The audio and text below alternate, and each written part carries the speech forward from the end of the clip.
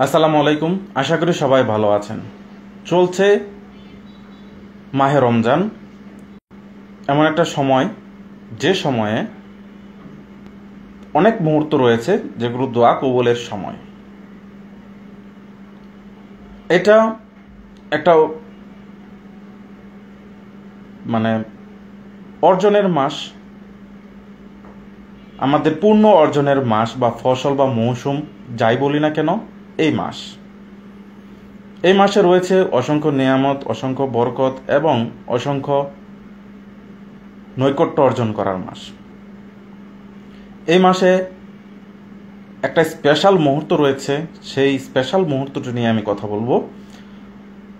সেটা হলো যে ইফতারের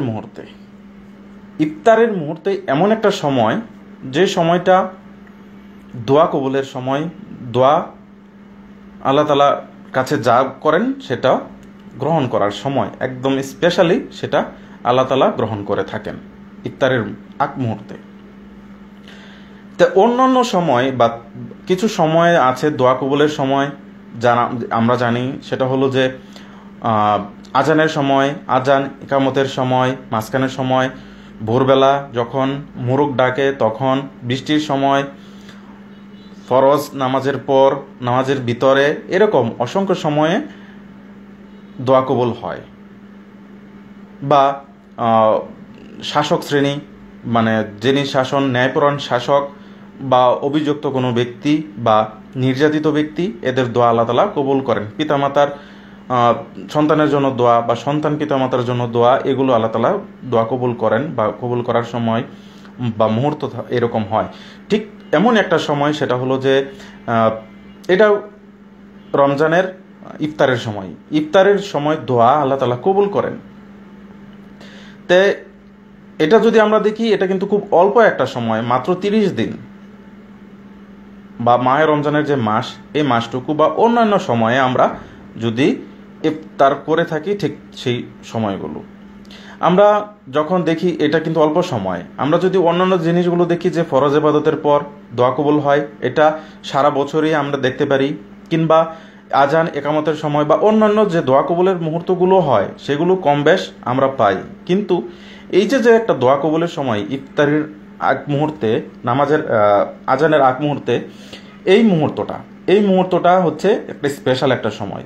আমরা সারাদিন ক্ষুধার্ত থাকি, না খেয়ে থাকি দীর্ঘ সময়, তার ফলে আমাদের ক্ষুধার মাত্রাটা বৃদ্ধি পায়। এবং যারা এই সময়ে অনেক বাহারি ধরনের খাবার আমাদের সামনে থাকে, অনেক সময় আমরা খেয়ে হারিয়ে ফেলি, অনেক সময় মনে থাকে না, বা অনেক সময় আমরা ভুলে যাই যে এই সময়ে দোয়া করতে হয় বা করা উচিত।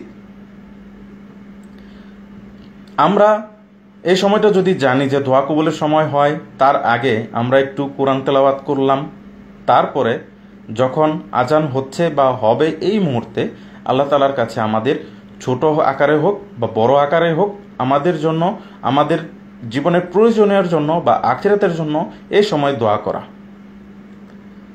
এটা খুব অল্প সময়।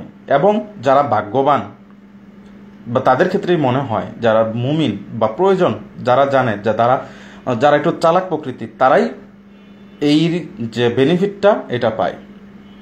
সবাই যেখানে খাবার নিয়ে ব্যস্ত, নাড়াচাড়া নিয়ে ব্যস্ত, আরেকটু পর আজানের অপেক্ষা নিয়ে ব্যস্ত, কানগুলো খাড়া করে থাকে, যখন মসজিদ থেকে বেশে আসবে ইফতার আজান, ঠিক সেই মুহূর্তে তারাই, যারা আকাঙ্ক্ষা করে, ব্যক্ত করে যে আমার দোয়াটা কবুল হবে বা আমি দোয়া করব, তাদের জন্যই এই স্পেশাল মুহূর্ত। তাই আমরা মাহে রমজানের এই দিনগুলোতে, এই সময়ে আমরা ইফতারের আগ মুহূর্তে আমাদের যে জীবনের কঠিনতম জিনিসগুলো রয়েছে, আমাদের আকাঙ্ক্ষাগুলো রয়েছে, সেগুলোকে আমরা অতি অল্প সময় হলেও আল্লাহ তাআলার কাছে তুলে ধরার চেষ্টা করব। এবং এই সময়ে আমরা জানবো যে এগুলো আল্লাহ তাআলা কবুল করছেন। তাই এই মুহূর্তটা যেন আমাদের মিস না হয়, আমরা যেন স্বাভাবিক কাজকর্ম করার মাধ্যমেও, খাওয়া বাহারি আইটেম দেখেও আমরা যেন ওই মুহূর্তটা যেন ভুলে না যাই। অল্প কিছু হলেও আমরা যেন আমাদের গুরুত্বপূর্ণ যে চাহিদাগুলো আছে, সেগুলো যেন আল্লাহ তাআলার কাছে বলে রাখি, দোয়া করি।